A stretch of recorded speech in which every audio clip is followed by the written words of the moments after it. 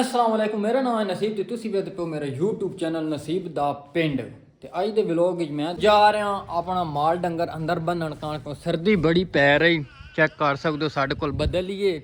ਔਰ ਆਪਣੇ ਜਿਹੜੇ ਮਵੇਸ਼ੀ ਨੂੰ ਨਾ ਅਸੀਂ ਅੰਦਰ ਬੰਨਦੇ ਆ ਅਲੀ ਭਾਈ ਨਾਲ ਲਈਏ ਚਲੋ ਆਓ ਜੀ ਚਲਦੇ ਆ ਗੇਟ ਖੋਲੋ ਆਏ ਮੈਨੂੰ ਖੈਰ ਸਰਦੀ ਨਹੀਂ ਲੱਗਦੀ ਪਈ ਕੀ ਵਜ੍ਹਾ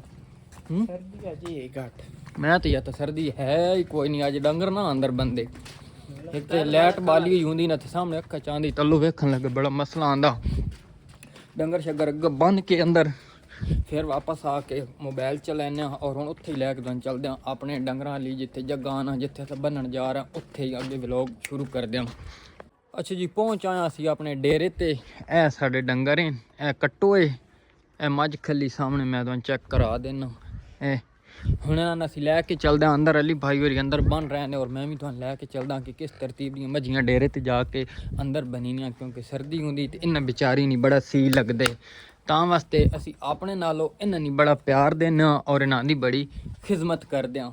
ਇਹ ਸਾਡਾ ਨਵਾਂ ਮਹਿਮਾਨ ਆਇਆ ਨਾ जी जी ਇਹ ਨਵਾਂ ਮਹਿਮਾਨ ਆਇਆ ਕੱਲ ਆਇਆ ਪਰਸੋਂ ਆਇਆ पहले दो मतलब 2 दिन पहले ਇਹ ਮਾਂ ਬਣ ਗਈ ਨੇ इस दा हालत सब बेबी शावर ही करना ही लेकिन उस तो पहले सू गई है मां बन गई ए नवा मेहमान है चेक करो जी। अच्छा जी ले आओ बाकी माल ही किते गयो ए सारे ना दा कमरा ते अंदर जितनी मिट्टी बनी खली ओ हो ए ना तले आल सट्टा ना ता वजह तो मिट्टी बन गई साइड ते नहीं है।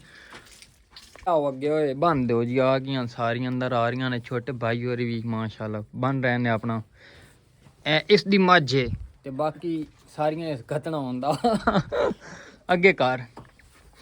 अच्छा ना एक होर बड़ी मजे की गल अगर माल डंगर वाले कोठी समी है ना बड़ी होप आंदी सर्दी नहीं लगती इतने गर्म हो जाते हैं। हुण सारे डंगर अंदर बज रहे हैं अखियां जेहड़ी चमक रही हैं। एक होर मैं तुहानूं चेक करा देना वच्छा जेहड़ा गां दा ये शायद बचपन ही ना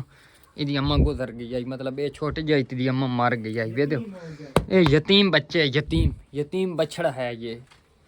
बस सारे क्लियर हो गए जी। अच्छा जी माल डंगर अंदर बच गया वो अगे दे दो पर्दे दे सामने ना अगे पर्दे दे पजासी इस साइड तो फिर अंदर सर्दी नहीं वैन लगी ते अज दा व्लॉग इत्थे एंड कर दियां।